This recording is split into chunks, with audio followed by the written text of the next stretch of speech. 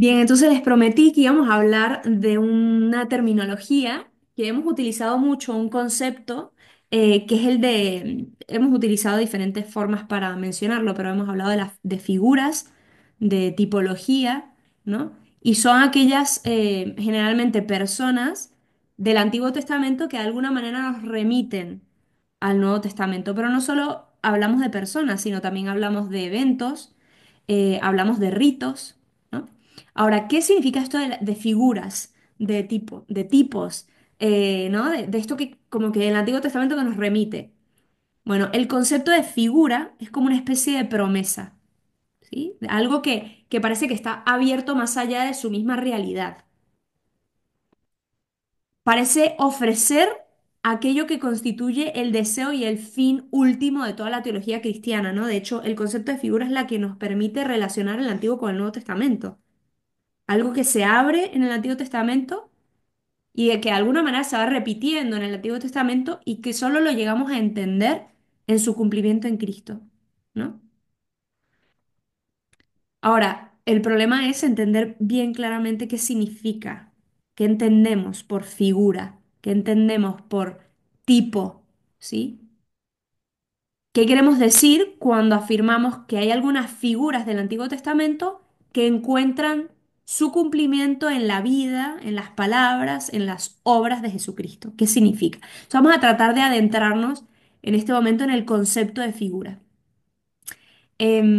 Para elaborar una teología bíblica del cumplimiento es precisa este concepto, ¿no? Porque si no, nos puede pasar como a Marción, ¿se acuerdan? Marción, este hereje de los primeros siglos, que dice, el Antiguo Testamento no tiene nada que ver con el Nuevo. El Antiguo Testamento lo inventó, perdón, representa a un Dios que es eh, muy justiciero, un Dios que es rígido, un Dios que castiga, y luego viene Jesucristo a hablar de un Dios que es bueno, que es misericordioso. Entonces, ¿sabes qué? El Antiguo Testamento no tiene nada que ver.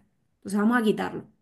Pero si quitamos el Antiguo Testamento, ya empezamos a ver Mateo, el Evangelio de Mateo cae entero, porque el Evangelio de Mateo habla de puro cumplimiento, ¿no? Entonces, bueno, esto de la Virgen concebirá un niño, ¿no? O sea, pues todo se empieza a caer. Entonces, al final, ¿qué le pasó a Marción? Que se quedó con algunos pasajes de Lucas y algunas poquitas pasajes de San Pablo, ¿no? Entonces, ¿qué pasa? Que si tú quitas algo, y más, especialmente quitas el Antiguo Testamento, se desintegra el Nuevo. Se desintegra, no lo entendemos. ¿Qué es lo que nos pasa a muchos? Tenemos una fe a veces hecha como un Frankenstein. ¿Qué quiere decir? Ah, bueno, sí, a mí me explicaron de chiquito los sacramentos. Aquí lo tengo, un brazo, lo meto. Luego me explicaron la moral cristiana. No tienes que hacer esto, otro brazo, ¿no? Entonces tenemos como una fe totalmente amorfa, desfigurada, monstruosa, porque no entendemos cuál es el eje articulador. ¿No? Celebramos cosas que no entendemos. Simplemente, ni idea. A mí me dijeron que hiciera esto como por repetición y yo lo sigo haciendo y no entiendo nada, ¿no? Pues en muchas cosas de nuestra fe nos pasa esto, desarticulamos, ¿no? Y es lo que le pasa a la gente ahora, ni se diga en la fe. Tú quita el sufrimiento de tu vida, no se entiende la vida. Terminas destruyendo a las personas si quitas esto, ¿no? Pues curioso.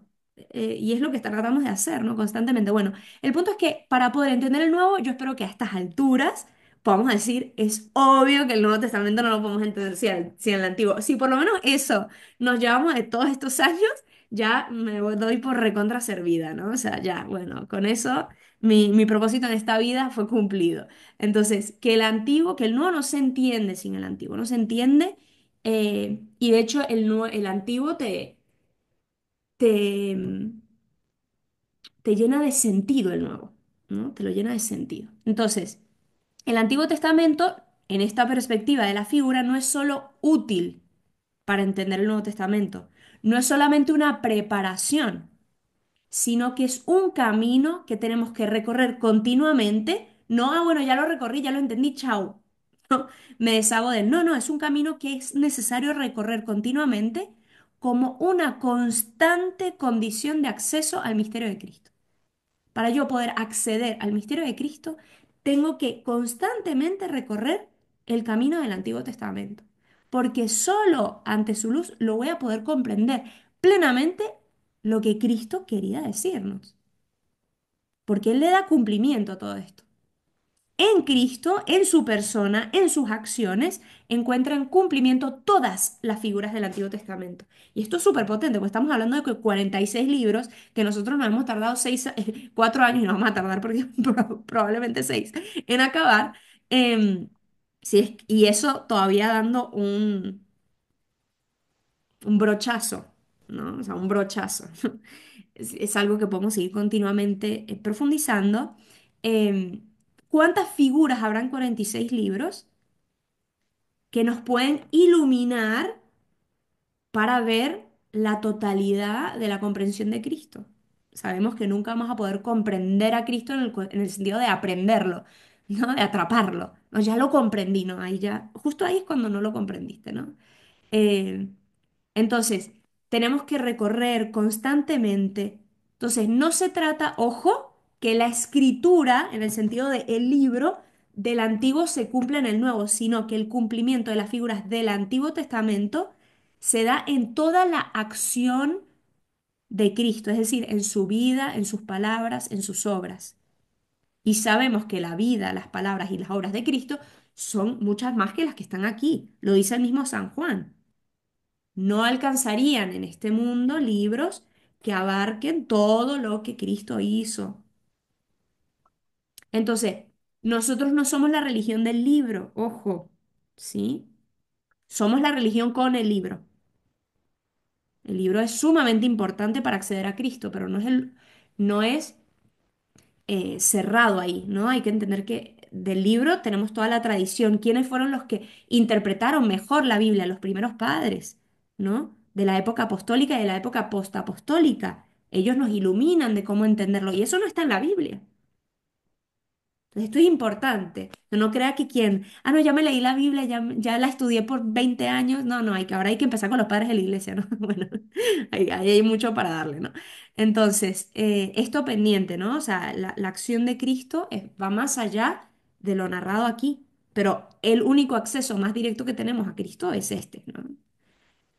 Pero entendido en el marco de la tradición que es todos los padres, que cómo entendieron, ¿no? Ahora, ¿qué significa esto de que Cristo cumpla las escrituras? ¿No? ¿Se acuerdan en Emaús?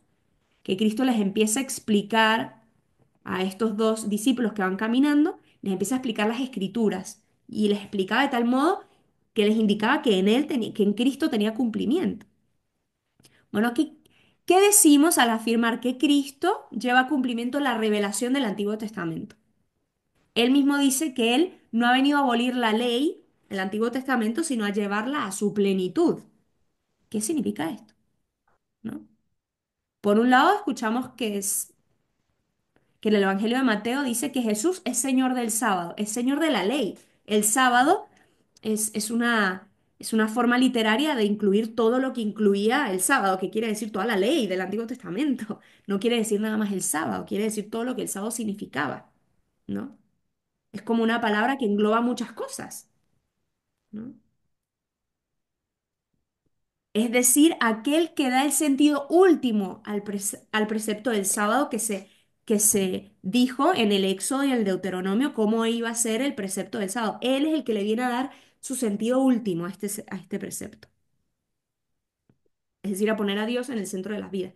Pero Jesús también cumple las profecías. Sabemos, por ejemplo, un niño nacerá, ¿no? De una virgen. Cristo es el que viene a dar cumplimiento a todo esto, ¿no? Entonces, ¿qué queremos decir con esto? Que en Jesús o Jesús cumple el relato bíblico completo, completo. Todo lo que se narra desde el Génesis llega a su cumplimiento en Jesús. Todo lo narrado desde el Génesis. Por lo tanto, la clave de interpretación de toda la escritura es Cristo mismo.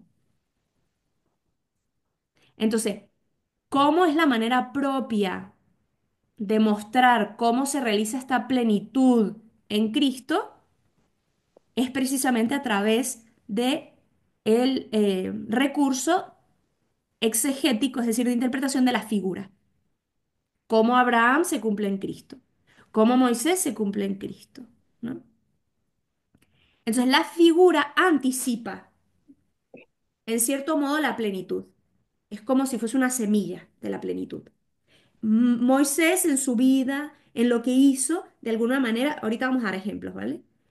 Nos adelanta algo que todavía no ha llegado y de alguna manera como que nos lanza a buscar ese cumplimiento, ¿no? Como precisamente porque todo el Antiguo Testamento está inacabado, está en esta tensión de cumplimiento. Es como se nota que algo falta, ¿no? Pongo un ejemplo. Cantar de los Cantares. Cantar de los Cantares es aparentemente un hombre que busca una mujer y una mujer que busca un hombre. Hay un amor esponsal, continuamente deseando, anhelando la comunión. Lees todo el Cantar de los Cantares y es una tensión constante de que el amado busca a la amada busca al amado, pero nunca llegan a besarse, nunca llegan a tener la comunión. Esto nunca sucede. ¿Cuándo sucede la comunión plena de ese amado con la amada? Que ¿qué representa? Amado, el amante Dios y la amada la iglesia, es decir, todo el pueblo de Israel. ¿Cuándo llega a haber esa comunión plena entre la divinidad y la humanidad? En Cristo, que se une plenamente en su carne lo divino y lo humano. Ese beso de lo divino y lo humano se da en la carne de Cristo, porque en Él se une lo divino y lo humano. Por eso hablamos de que Él es el pontíficex, es el pontífice, es el puente entre lo humano y lo divino. Él literalmente tiene un pie en lo humano, un pie en lo divino, y por eso comunica perfectamente lo humano a lo divino, es decir, a nosotros con Dios y a Dios con nosotros. Él es el pontífice, es el que comunica lo humano y lo divino. Entonces, todas las figuras están como abiertas a su cumplimiento, están como en tensión, anhelando el cumplimiento. Las figuras, entonces, se refieren principalmente a todas las partes narrativas de la Biblia, a todos los relatos, a las figuras primordiales, es decir, al Pentateuco principalmente. ¿Por qué? Porque el Pentateuco es el relato fundador. Sabemos que también hay ritos, como por ejemplo el sábado, que remite a algo, también los sacrificios que remiten a un cumplimiento, pero principalmente nos vamos a centrar en las figuras narrativas, ¿por qué? Porque están en movimiento, ¿no? La misma, el mismo hecho de una narración significa que está como, es dinámica, ¿no? Una narración es dinámica, tiene un inicio, un desenlace, ¿no? Un desarrollo, un desenlace, ¿no? Bueno, precisamente este movimiento interno de la historia de unas personas nos hablan de una tensión, de un cumplimiento, ¿no? Entonces la figura no es algo estática, no es algo que ocurre y se queda ahí estático en un momento. No es la copia tampoco o reproducción de una idea celestial. La figura es el modelo de aquello que todavía no ha llegado, pero de alguna manera nos remite a ello, nos abre a ello. Precisamente como modelo de aquello que no ha llegado, tiene como dos dimensiones. Tiene una dimensión visible, la historia concreta de una persona que se ve, que se toca, que la podemos... Y tiene que esa persona o esa dimensión visible esconde y significa otra dimensión más real. ¿Quién me puede decir algo que en nuestra vida más o menos sea eso? Algo concreto, visible, que nos remite a una realidad. ¿Cómo le llamamos eso nosotros hoy en la fe? Sacramento. Perfecto, un sacramento. Es una realidad visible que remite a un significado más real, a la realidad. Eso, ya luego en terminología escolástica, Edad Media, era sacramento, era lo visible, y res era la realidad a la que remitía ese sacramento.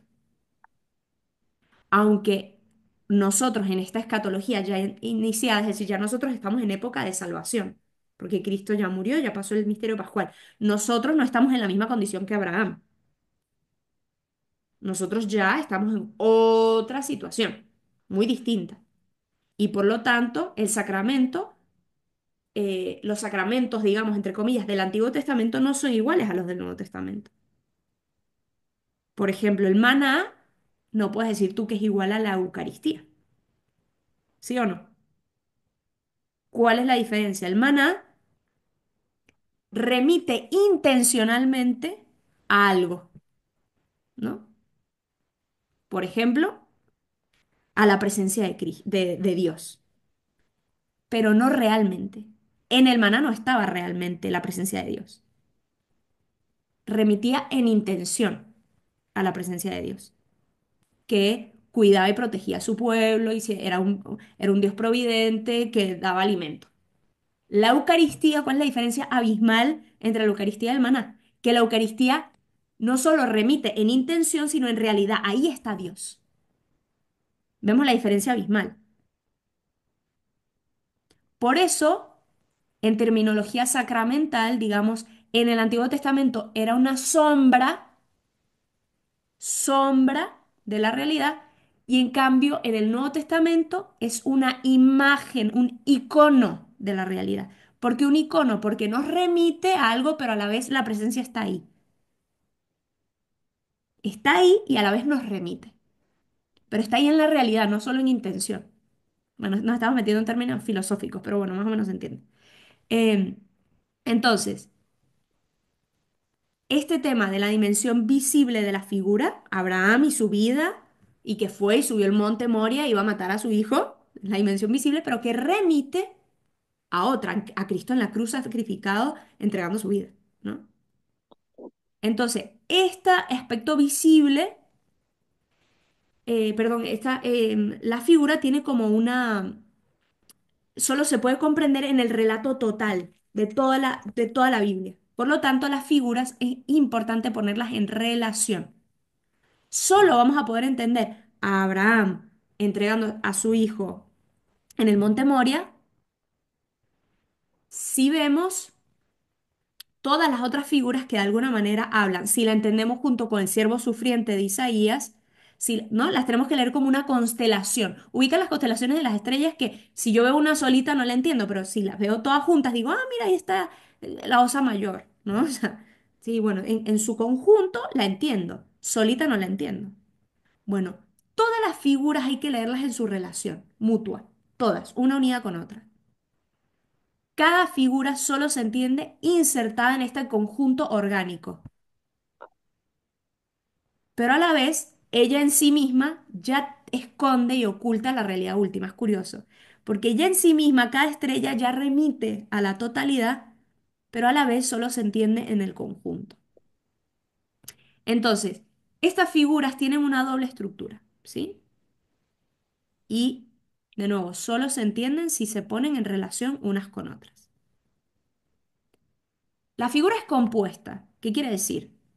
Tiene una cosa que se llama marca, que es como su singularidad específica. O sea, Abraham solo hubo uno, solo vivió una vez, vivió en esa época, tuvo una esposa que se llamaba Sara. O sea, no es como que Abraham existió históricamente, vivió eso, la marca, pero a la vez tiene una insistencia.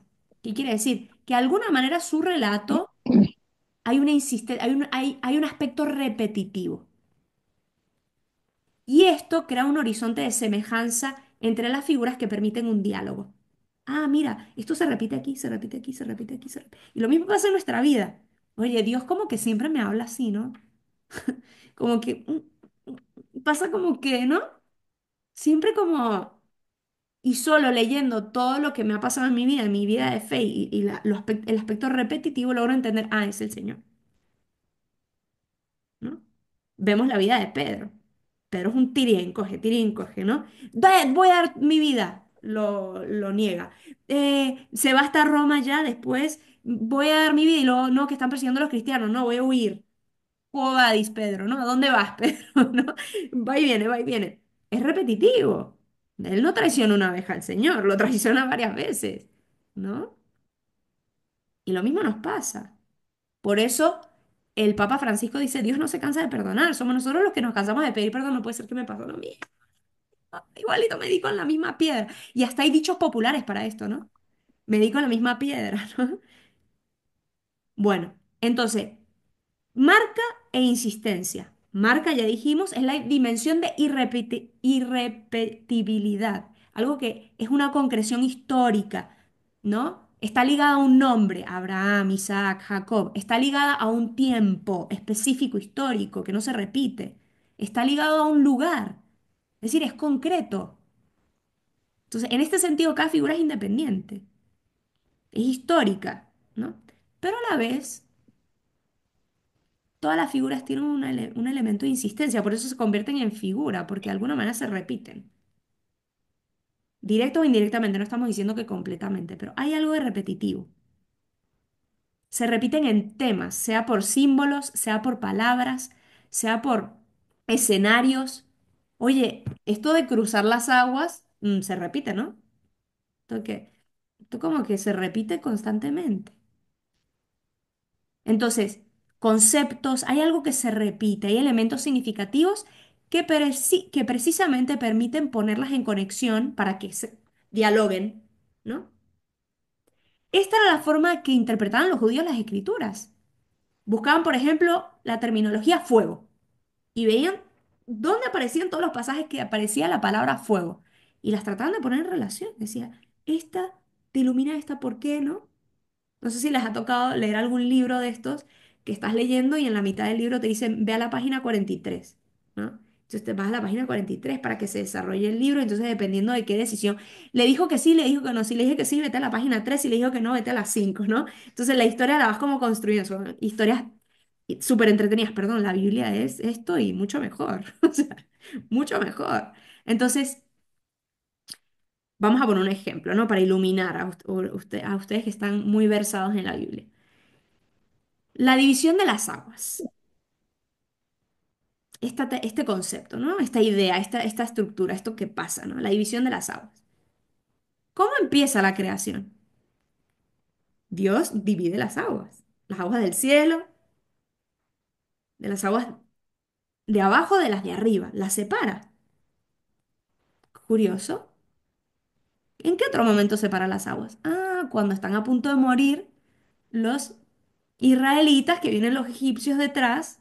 Les voy diciendo los pasajes para que luego ustedes los vayan. A ver, Génesis 1 del 6 al 8 es esta división primordial. Génesis 1 del 6 al 8.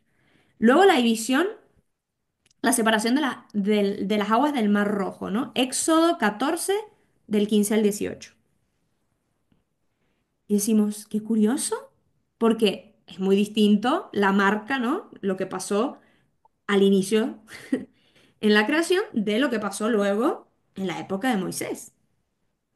Pero ¿por qué las podemos poner en relación? ¿Por qué las podemos poner a dialogar? Porque por un lado, precisamente atravesando las aguas del Mar Rojo, nació Israel como pueblo y fue rescatado. ¿Qué evoca la figura de la creación como separación del agua? Precisamente el nacimiento del mundo. Entonces podemos ponerlas a dialogar. Ah, entonces una me ilumina a la otra para poder entenderla. Pero curiosamente esto también lo podemos poner en relación con Josué 3, que también vemos una división de las aguas, las del Jordán, si se acuerdan, cuando van a cruzar a la tierra prometida. Marcan el paso del desierto, lugar de la muerte y de la sed, a la tierra de la promesa y de la vida. Hay un paso de la muerte o de la no existencia a la vida. De nuevo, como que una cosa ilumina a la otra, pero también la insistencia retorna en Elías con Eliseo, cuando éste corta las aguas del Jordán en 2 Reyes 2:8, 2 Reyes 2:8, para pasar de este mundo al cielo cuando Elías sube en el carro de fuego. Y finalmente también la podemos poner en relación cuando Cristo atraviesa las aguas del Jordán y se sumerge en ellas, saliendo de ellas, y una voz anuncia el cumplimiento. Aquí se cumple todo. Este es mi hijo, aquí, es en él. Todas las demás separaciones de agua, aquí se cumple en él. Que de hecho, este bautismo de Jesús todavía es tipo, es figura de qué? Del misterio pascual, del verdadero y último rescate que se realizará plenamente por la inmersión de todo el cuerpo de Cristo. ¿En qué? En la muerte. Cristo se sumerge en los mares de la muerte. Recuérdense que el mar era símbolo de la muerte para los israelitas. Cuando Cristo muere es como si se sumergiera en la agua y resucita una vida nueva. Entonces se puede percibir la insistencia. Separa aguas, cruza las aguas, pasa de un sitio a otro. Cristo que pasa de este mundo al Padre, que de hecho es una insistencia muy clara en Juan, ya lo hablamos el año pasado cuando hablamos de la Pascua. Pasar de este mundo al Padre, pasar de este mundo al Padre. El paso por la muerte, por las aguas de la muerte, un nuevo nacimiento. Entonces, cada momento ya vimos, tiene una marca del relato, hay una marca, hay algo que fue irrepetible, algo que pasó en ese momento y nunca más. Pero a la vez, la única manera de ponerlas, de entender su significado profundo es ponerlas en relación unas con otras. ¿Se ve? Entonces, esto es un ejemplo. En el fondo estamos hablando de que estamos poniendo el nacimiento, el paso. El paso a través de las aguas pone en relación el nacimiento, el nuevo nacimiento, la creación, el rescate, el juicio, ¿no? Entonces, la figura es un mensaje icónico que nos habla solo si las ponemos en relación con otras figuras. ¿Y qué quiere decir esto? Poniendo en juego su continuidad y su diferencia con otras etapas del relato total. Por eso la única manera de entender este libro es entenderlo en su unidad, es decir, en sus 73 libros. Ningún libro, ningún pasaje se puede leer separándolo de su contexto.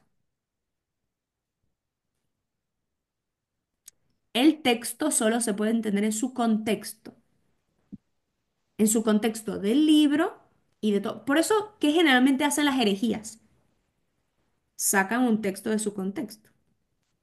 ¿Qué hace la gente que ataca a la iglesia? Saca a un texto de su contexto. Entonces, la única manera que se entienda esa frasecita es en relación con todo.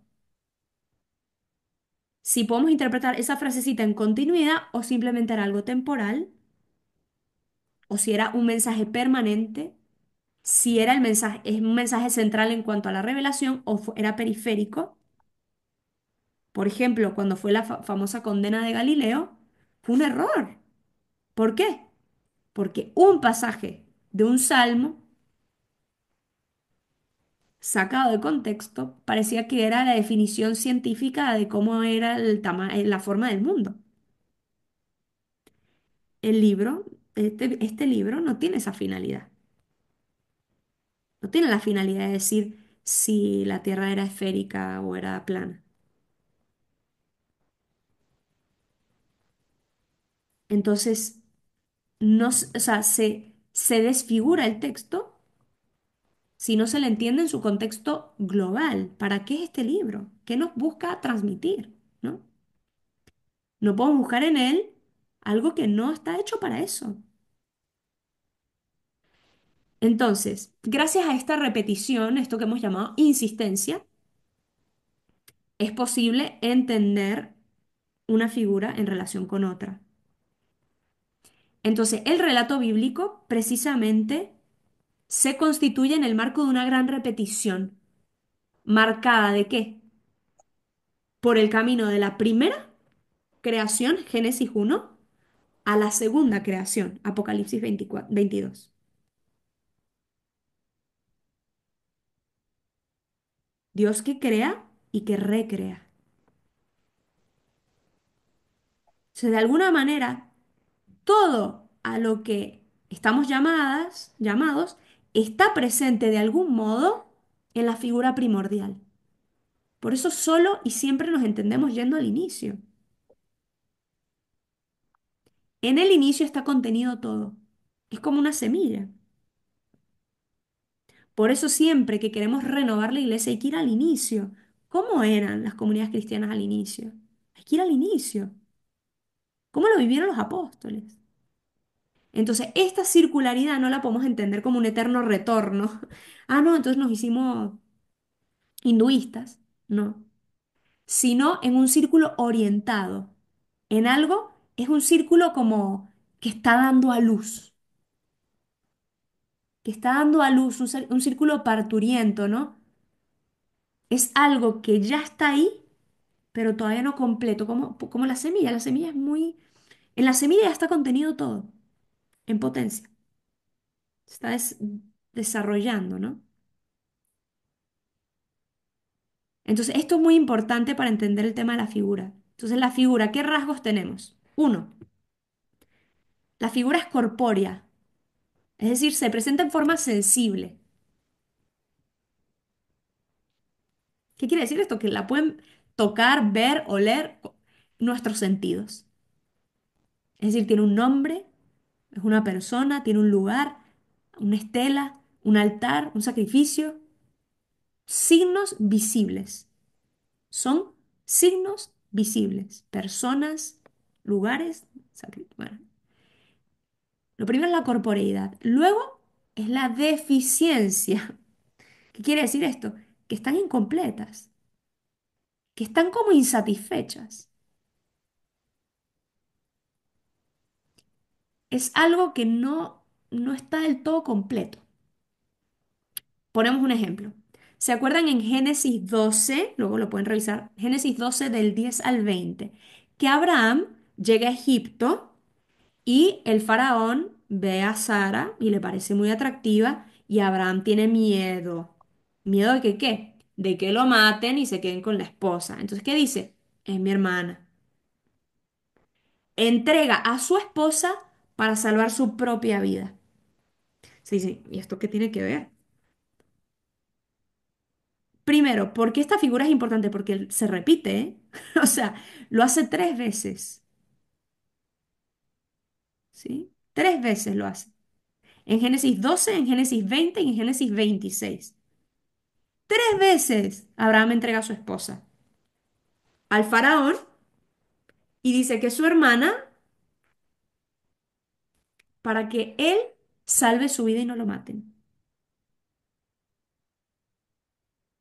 La figura de Abraham entregando a Sara manifiesta la deficiencia, muestra su imperfección y se abre a un misterio que hay que cumplir. ¿Y cuál es el misterio que hay que cumplir? Pues es precisamente en Cristo que da su sangre, entrega su vida para salvar y hacer pura a su esposa, la iglesia. Efesios 5:26. Entonces, pero dirán, es una figura, es como una antifigura, ¿no? Pues sí, también a veces se muestra como una antifigura, algo que no se cumple porque en Cristo se cumple. La imperfección de cada figura corresponde con la sublimidad y el exceso del misterio que cada figura anuncia. O sea, que lo que viene a anunciar es mucho mayor. Cada figura es incompleta porque lo que viene es mucho mayor, Mari Carmen. No, o sea, ya lo dijiste tú ahorita, o sea, todas las figuras son imperfectas, o sea, pero es que dijiste otra palabra, dijiste Que si como fuese que, antitipo. así como que, bueno, no importa, o sea, pero ya te entendí, o sea, todas las figuras, ninguna figura va a estar bien, pues todas van a estar como sacrificando algo por su propio bien, ¿no? O sea, No como Abraham. necesariamente, ¿eh? Puede ser algo que sea bueno, pero, por ejemplo, Abraham que va a sacrificar a Isaac es una figura muy elocuente, pero al final, ¿qué pasa? Isaac no muere. Ujú. Entonces, como que... Y por otro lado dice, no, pero estupendo, buenísimo que no murió, porque pues se salvó. Sí, pero hay algo incompleto ahí, ¿no? Como que, ¿qué pasó ahí? Entonces, y ahí no es como un antiejemplo, como ahorita con Abraham, ¿no? No necesariamente es un antiejemplo, ¿sí? Lo importante es que representa como una imperfección, pero lo importante es también decir, no, la figura no es solo lo bonito, lo santo del Antiguo Testamento, lo que parece que es muy bueno y como remite evidentemente a Cristo, ¿no? Puede remitir a Cristo de esta manera, como de manera contraria, ¿no? Esto también es importante. Entonces, el cumplimiento implica la sobreabundancia de significado, que es imposible que una figura abarque. Ni la suma de las figuras van a abarcar el cumplimiento, porque el cumplimiento siempre desborda, siempre. Y el tercer elemento es la elección y la libertad. ¿Qué quiere decir esto? Que la figura se apoya, y esto es muy importante, en el carácter dramático e irrepetible del momento presente, de lo que cada figura, cada personaje viva y elija y responda como responde a Dios. Y de alguna manera también es una intimación al lector. Como la figura me habla a mí y me pone en juego a mí y me pone en movimiento. ¿Y yo qué haría que si hubiese sido Abraham? ¿Hubiese sacrificado a Isaac? Y yo, no, como que me... Es como una ley a interpretar y que también me deja, me interpreto yo a mí mismo a través de la figura, ¿no? Es algo que me habla. Laurencia. Laurencia. Dijiste es la elección y la continuidad. No, elección Es la y elección y libertad. la continuidad. Elección y libertad. Ok, Este tema de poner en gracias. juego a la propia persona. En este caso, la libertad de Abraham, pero también al lector. A mí me pone en juego leer la figura. ¿No? Y me pone en juego en primera persona, ¿no? Ahora, una cosa, una vez que hemos entendido lo que es una figura y que son signos que anuncian un cumplimiento, tenemos que meter aquí, introducir un elemento decisivo y que estaba presente en todo lo que hemos ido explicando, aunque no de manera explícita, que es la muerte. ¿Cómo? El morir es, en efecto, el término de toda repetición, el fin de la deficiencia y el lugar extremo de la decisión, en este caso en Cristo. Cristo tiene que tomar una decisión definitiva. La Biblia, ya dijimos, son muchas figuras que se van eclipsando para dar puesto a otra. ¿Cuál es el eclipse de todas las figuras? La cruz de Cristo. En la Jesús. cruz de Cristo se entiende todo lo demás, porque en esta aparente victoria de la muerte, o sea, Dios mismo que muere, se libera la posibilidad de cumplimiento. ¿Por qué? Porque la plenitud de las figuras no se da simplemente por continuidad lógica, ¿no? Ah, una cosa iba a venir a la otra, como si fuese, como si Cristo fuese una figura más, ¿no? Ah, bueno, sí, llegó otra, ¿no? Una figura más, sino precisamente en la ruptura de todas las figuras anteriores en esta continuidad, pero a la vez discontinuidad, porque Cristo es la plenitud, pero es un desborde, es como algo nuevo, pero a la vez que se viene iluminado, pero no podemos decir simplemente que Cristo era la consecuencia lógica de una figura tras otra, ah, luego tenía que venir Cristo. No, es un desbordamiento gratuito de Dios, que no era lógico que viniera. Ah, bueno, sí, lo lógico era después que Dios se hiciera carne. No.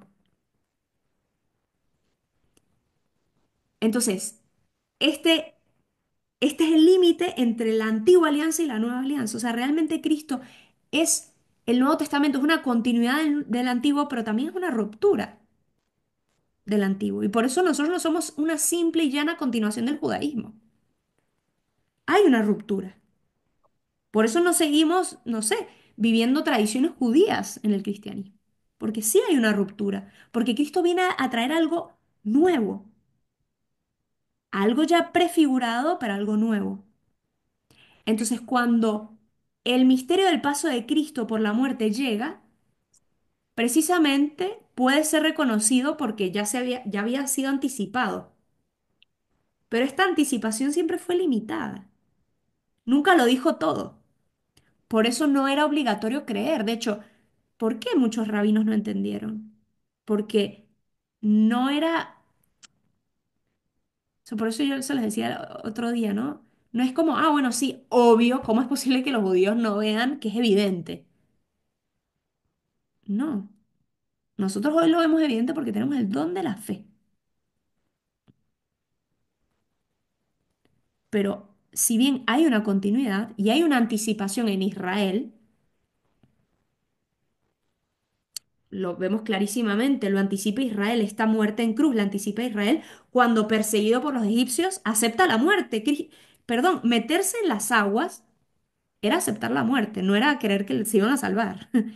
Para ellos les tenían muchísimo, los antiguos le tenían muchísimo miedo al agua, muchísimo, porque era un mundo desconocido en donde era, en el Antiguo Testamento cada vez que se habla de las aguas es como un sinónimo de la muerte. Ellos aceptan la muerte cuando entran, entre que están entre la espada y el enemigo y entran a las aguas. Sí, sí, bueno, se abrieron. Sí, pero en cualquier momento se les echaban encima, ¿eh? Ellos estaban entrando a la muerte, la aceptan, la acogen en obediencia a Dios. Pero esa figura es deficiente porque Israel no muere. Las aguas se abren y la situación en vez de muerte se transforma en rescate. En cambio, en Cristo la muerte sí sucede. Y por eso su misterio pascual lleva a cumplimiento las figuras. Él acepta en obediencia a Dios una muerte que realmente llega. Y cuando el justo, el único justo, muere en cruz, cuando asume la muerte y la vence, manifiesta el cumplimiento de toda figura, que es que realmente Él nos va a alcanzar la vida verdadera, no la que obtuvo Israel, porque Israel al final igual al rato murió. Empezaron a morir en el desierto, o sea, no vivieron para siempre. Entonces la figura es una fracción del relato total. Entonces esto nos ha permitido entender por qué constantemente tenemos la necesidad de relacionar una figura con otra y no como fragmentos aislados. Por eso yo continuamente voy, ahora vámonos, ¿se acuerdan? Génesis, ¿se acuerdan? Tal, por eso yo cuando a veces me preguntan, bueno, y una amiga quiere entrar, ¿puede entrar? Y puede entrar, pero quizás algunas cosas no las va a entender. ¿No? Porque pues constantemente estamos haciendo relación, para atrás, para adelante, para atrás, para adelante, ¿no? Por eso esta clase de Biblia no es propiamente para alguien no creyente, es para alguien creyente. Sería otro enfoque muy distinto si fuese para alguien no creyente. Tendríamos que partir de otros presupuestos. Entonces, importante que el tema de la figura se funda en esta lectura unitaria de los dos testamentos. Esto no anula la particularidad y el valor de cada evento histórico, sino al contrario, la llena de sentido. La llena de sentido. Ahora, en Cristo nos podemos dar cuenta que paradójicamente el cumplimiento se da como renuncia, como paso a través de la muerte. Es decir, el cumplimiento no puede llegar sin referencia al misterio de la muerte. Entonces, solo en el evento inaudito de un retorno a la vida eterna en Cristo, la resurrección de Lázaro no es la misma que la de Cristo, ¿eh? Lázaro muere, Lázaro vuelve a morir. ¿Se entiende? O sea, él vuelve a esta vida, Lázaro. Cristo, en Cristo la resurrección no es así, no es una vuelta a esta vida. Entonces, solo en su resurrección se manifiesta la plenitud que cada figura testimoniaba. Por eso el evento de Cristo, en la resurrección de Cristo es completamente novedosa, completamente, no sé, distinta, ¿no? Bueno, perdón, sí, O sea, será, o sea, como que ahorita me está cayendo el 20, por eso tenía que morir Jesucristo, porque nosotros morimos, él tenía que morir también, o sea, si no, como no iba a ser semejante a nosotros, o sea, no, hasta ahorita como que me cayó el 20 de que, o sea, digo, pudo haber muerto de diferente, pero tuvo que morir así, pues para salvarnos y redimirnos, pero si no moría, no iba a ser como nosotros.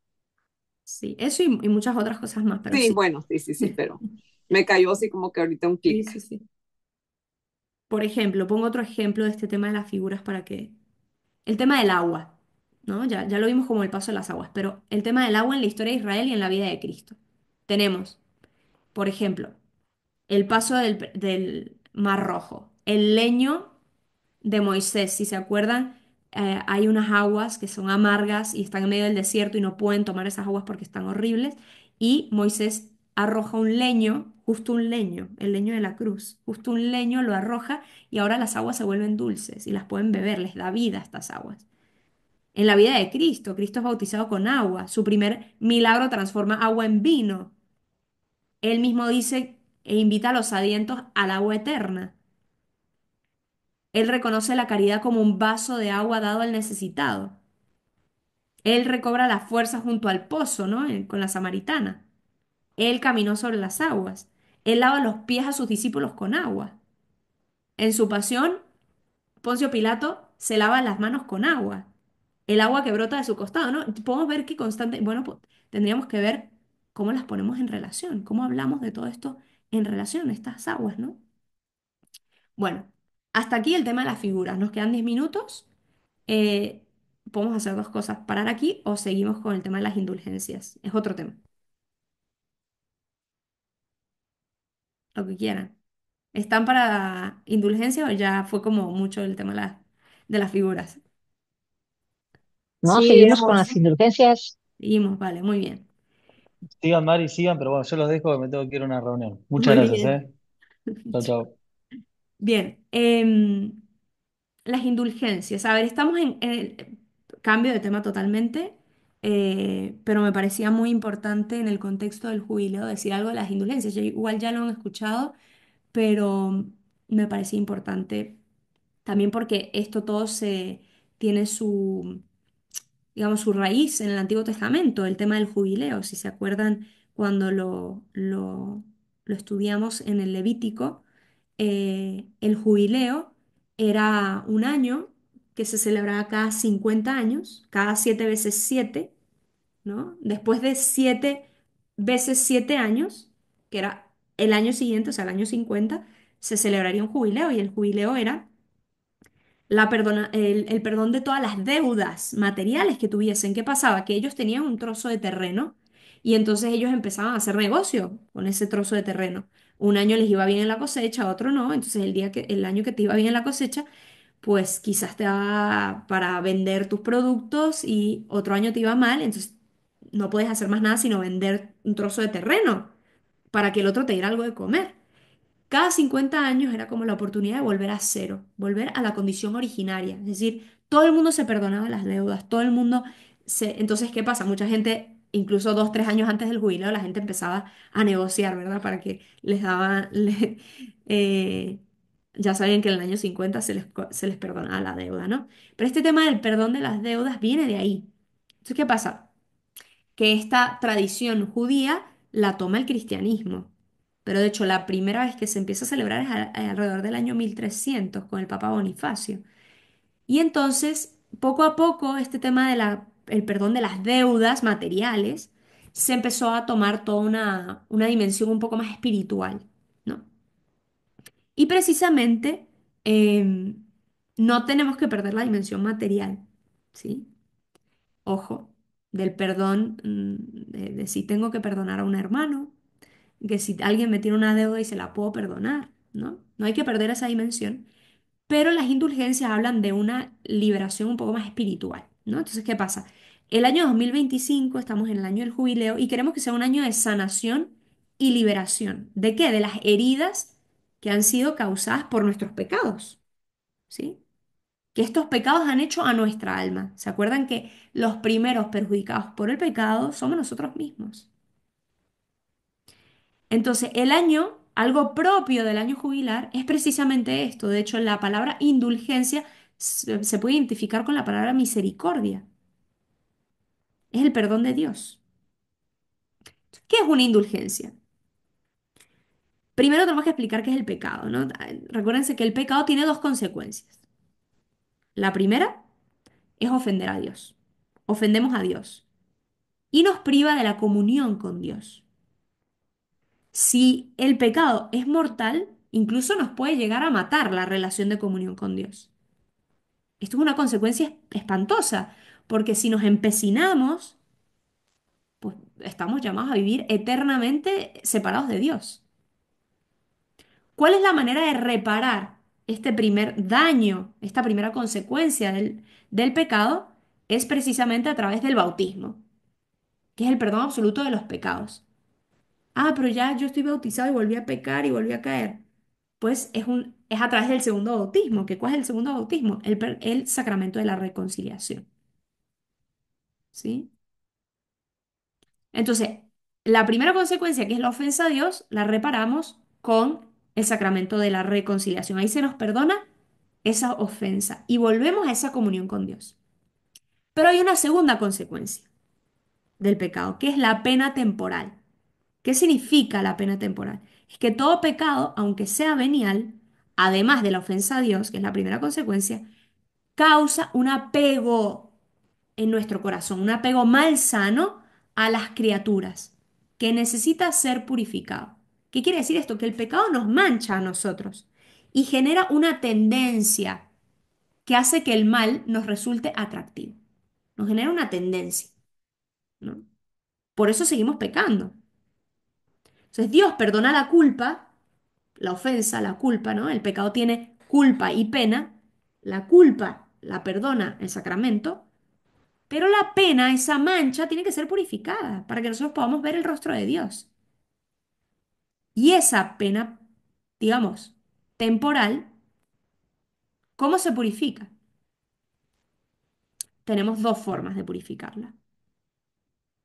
La primera es mediante obras de caridad, viviendo una vida entregada a los demás. Lo dice en la primera carta de Pedro, capítulo 4 versículo 8, primera de Pedro 4 8, que dice que el amor cubre multitud de pecados. Y también lo dice Jesús cuando habla de la pecadora, ¿no? De la adúltera, ¿se acuerdan? Que dice, ella se le ha perdonado mucho porque ha amado mucho. El amor que cubre la multitud de pecados. El amor, las obras de caridad, la vida entregada a los demás, va purificándonos, ¿no? La oración, las obras de piedad, de misericordia. Son las obras que yo hago por mí misma, las que yo puedo hacer con mi fuerza, con mi voluntad, bueno. Pero, y aquí es donde entra la segunda forma, también lo puedo hacer con la ayuda de la comunión de la iglesia. Porque yo cuando fui bautizada fui incorporada al cuerpo de Cristo. Y por lo tanto formo parte de toda una comunión, de todos santos, de mi hermano cristiano estamos incorporados en Cristo, como la vid que tiene sarmientos, ¿no? Estamos ahí injertos en Cristo. Y por lo tanto estamos en comunión unos con otros. Yo contigo, tú conmigo, nosotros con San Agustín, con Santo Tomás, con toda esta gente, ¿no? Gracias a esa comunión, y ahí es donde entran las indulgencias, porque las indulgencias es precisamente recurrir a esa comunión. Porque ¿qué pasa? Yo por mí misma, ¿no? La primera forma de quitarme esa mancha, de purificarme de esa mancha, yo por mí misma me voy purificando, voy amando, pero a la vez voy metiendo la pata por acá. Entonces mientras me purifico por acá me mancho de nuevo. Entonces estamos como en esta constante contradicción de intentar purificarnos, pero nos vamos manchando otra vez. ¿Cómo puede ser completada esa purificación? Pues recurrimos a la indulgencia. Acudimos al tesoro de la comunión de mi familia, para que mediante los méritos sobreabundantes de tantos santos, de la Virgen, yo reciba la purificación. Pongo un ejemplo bien concreto. Si nosotros somos el cuerpo de Cristo y somos miembros, así como dice San Pablo, yo soy el brazo y tú la mano y tal, ¿qué pasa? Y aquí hay muchas doctoras, ¿no? ¿Qué pasa si yo tengo la mano si a mí me da la cabeza? Pues si a mí me duele la cabeza, curiosamente yo me tomo un ibuprofeno y todos los órganos del cuerpo ayudan a que ese ibuprofeno llegue a donde tenga que llegar y por de alguna manera misteriosa no llega al dedo gordo del pie, sino que llega a la cabeza, que es donde me duele. Pero si yo ese mismo ibuprofeno me duele mañana el dedo del pie, lo curioso es que el dedo gordo del pie, todos los órganos ayudan para que ese ibuprofeno llegue al dedo gordo del pie. No sabemos, así funciona el cuerpo. Pues así igual que funciona el cuerpo humano, funciona el cuerpo de Cristo. Entonces, los méritos sobreabundantes de la Virgen, de Santo Tomás, ¿qué pasa? Que ayudan para que el ibuprofeno me llegue a mí, que estoy impuro, enfermo, débil, gracias a la comunión de los santos.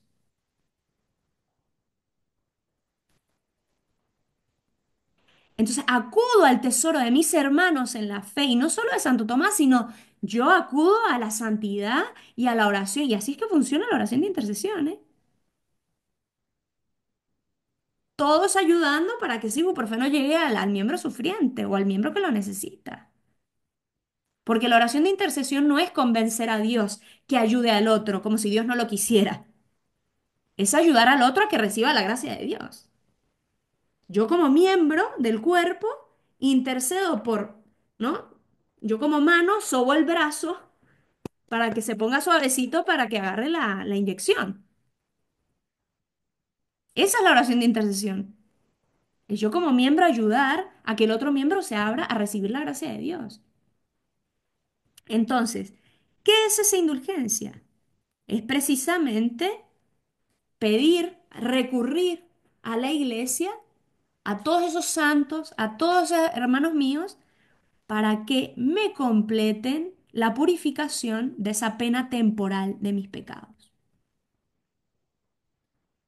Entonces, la indulgencia, la definición, así, es la remisión ante Dios de la pena temporal derivada de los pecados que ya fueron perdonados en cuanto a la culpa mediante la absolución, ojo, tenemos que tener la absolución. La absolución quita la culpa, la indulgencia quita la pena, esa mancha que queda en mí, que no la quita la confesión, no la puede quitar, yo tengo que purificar esa pena. ¿Cómo obtengo yo la remisión? ¿Cómo recurro yo a la iglesia para que ella, con toda la santidad que hay ahí, todos mis hermanos, primero, tengo que estar bien dispuesto y cumplir ciertos requisitos. Yo tengo que estar dispuesto. No, no ocurre como por automático. Entonces, ¿cuáles son, digamos, cómo se puede obtener? Una persona bautizada, yo tengo que estar bautizada porque tengo que estar en comunión. Yo no puedo recibir el ibuprofeno si yo no pertenezco al cuerpo. Tengo que estar inserta al cuerpo para que me llegue el ibuprofeno, si no, no me va a llegar. Entonces, tengo que estar bautizada, tengo que estar en gracia de Dios, es decir, no puedo tener pecado mortal, me tengo que haber confesado. Y yo pido, o más bien me dispongo a pedir a la iglesia, mi madre, en donde están todos mis hermanos,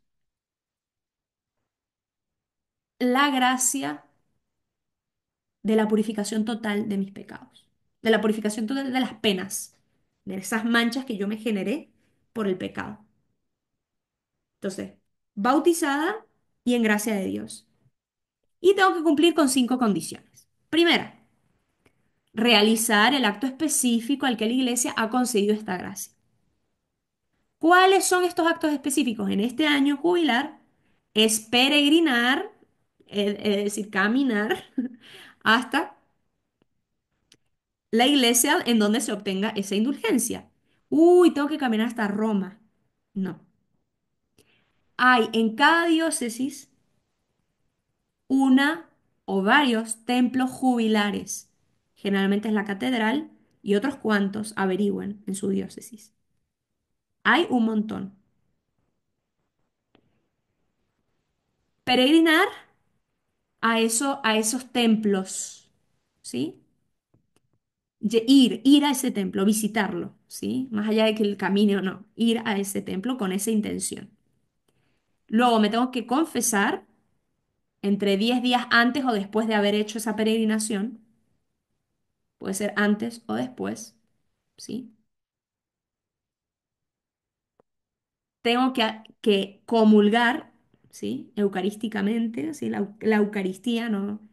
El día de la peregrinación. Y tengo que rezar, bueno, vamos por la tercera, ¿no? O sea, ya dije, el acto concreto, confesarse, comunión eucarística. La cuarta, rezar por las intenciones del Papa. Uy, ¿eso cómo se hace? Señor, te pido por las intenciones del Papa y rezo cualquier oración vocal. Padre nuestro, Ave María. Y el quinto, que es el más importante, pero es un reto enorme, es suplicar a Dios la contrición perfecta, es decir, pedir un verdadero arrepentimiento de todos mis pecados y un rechazo absoluto a cualquier apego, a cualquier deseo de seguir cometiendo ese pecado, incluso al pecado venial. Un verdadero deseo que el corazón esté libre de apegos malsanos. Y así se obtiene la indulgencia plenaria. Ahora, ¿qué pasa si no tengo contrición perfecta? Porque siguen habiendo apegos en mi corazón. Y bueno, quizás no llegue a ser una indulgencia plenaria, sino una indulgencia parcial, que igual es importante, pero lo importante es aspirar a la indulgencia plenaria, ¿sí? Y pedirle al Señor esa contrición perfecta. Ahora, con respecto al punto uno, que es este acto, el Papa, este Papa que es misericordioso como Dios, ha ido muchísimo más allá, porque existen otras formas de ganar indulgencia en el año jubilar. Durante este año, es decir, lo hizo para que tengamos una indulgencia al día, ¿eh? Mínimo, literal. ¿Por qué? Porque aparte de que, ¿qué pasa con la gente enferma, anciana, encarcelada, que no pueden peregrinar? Pues se les da la oportunidad de hacerlo místicamente, es decir, hacerlo en intención, querer unirse a la iglesia, por eso que somos un cuerpo, quizás yo no puedo ir hoy, pero como van otros, voy yo en ellos. Me uno a la iglesia espiritualmente y voy, ¿no? A esa peregrinación. Eso para esas personas no es nuestro caso, o creo que no la de la mayoría, pero sí, sí se lo pueden comunicar a personas que quizás están en esa situación. Ahora, para nosotros también se ha reafirmado que se puede obtener la indulgencia mediante, uno, participación en misiones populares; dos, participación en ejercicios espirituales; tres, encuentros formativos sobre el Concilio Vaticano II o sobre el Catecismo de la Iglesia Católica. Me conecté por Radio María y escuché una formación del catecismo. Ya está. Literal, literal. Es una formación sobre el catecismo de la Iglesia Católica o sobre el Concilio Vaticano II. Cuatro, realización de obras de misericordia corporales y espirituales. Rezar por los difuntos es una obra de... Si yo por rezar por los difuntos ya puedo ganar una indulgencia. Así, o sea, literal, ¿no? Actos penitenciales. Por ejemplo, redescubrir el valor penitencial de los viernes. Me abstengo de comer carne, me abstengo de distracciones inútiles. El viernes me quito las redes, el viernes apago el celular, lo dejo en mi casa. Hago ese, ¿no? O me quito de distracciones que no me suman nada, alguna red social, ¿no? El viernes me lo quito. Un ayuno de consumos superfluos. Apoyar alguna obra social, especialmente las que estén dedicadas a la defensa de la vida en cualquier fase, ¿no? El mundo pro vida, la infancia abandonada, los jóvenes con dificultad, los ancianos, los inmigrantes, ¿no? Algún tipo de apoyo a las obras sociales o dedicar una parte de nuestro tiempo a actividades de voluntariado. Con cualquiera de estos podemos obtener una indulgencia plenaria. Ahora, la regla general es que solo podemos obtener una por día. Y aquí está. La podemos obtener o para uno mismo o para un alma del purgatorio. También cuando la pido para mí misma, también aparte la puedo ofrecer para un alma del purgatorio, ¿eh? Ahora, en esta oportunidad y solo durante este año, incluso podemos obtener dos. O sea, el Papa tipo abrimos el cielo y que baje. O sea, vamos, este año hay que subir a todas esas almas del purgatorio que llegan al cielo. Dos veces. ¿Y cuál es la condición para que podamos incluso recibir dos indulgencias? La segunda, obviamente, siempre ofrecida por las almas del purgatorio es si nos acercamos legítimamente la segunda vez al sacramento de la comunión por segunda vez. Es decir, tenemos que ir por segunda vez a misa completa, no solo comulgar. Saben que entre semana podemos comulgar sin ir a misa, pero si quieres comulgar una segunda vez, siempre tiene que ser en misa. Aunque hayas ido a misa la primera vez, la segunda vez siempre tiene que ser la misa completa, ¿vale? Em, entonces, ese día, si se comulga y se va a misa la segunda vez, se puede obtener una segunda indulgencia plenaria aplicable solo a difuntos. Entonces, sin duda, este año somos misioneros de la misericordia. ¿Por qué? Porque Dios nos ha dado la oportunidad de colaborar con Él para la purificación de las almas. Una obra de misericordia es rogar a Dios por vivos y difuntos. Este año vamos a ser misioneros del purgatorio, literalmente. Ponernos nuestra cruz y sacar cada día, ¿no? Así como decía una chica, y yo cuando llegue al cielo, todo el mundo aclamándome, todas esas almas que saqué, ¿no? Del purgatorio. Así decía una joven. Imagínate, cuando yo llego, yo me imagino el cielo. Juanita, Juanita. ¿Por qué? Porque toda la gente, digo, feliz porque la sacó del purgatorio. No, bueno, qué hermosa misión, qué linda misión que Dios nos ha dado y que, bueno, que el Papa ha permitido este año. Entonces, ojalá que vivamos este año no solo como un camino de purificación de nuestros propios pecados y una liberación y sanación de nuestras heridas, sino también como misioneros de la misericordia. Bueno, perdón que me extendí.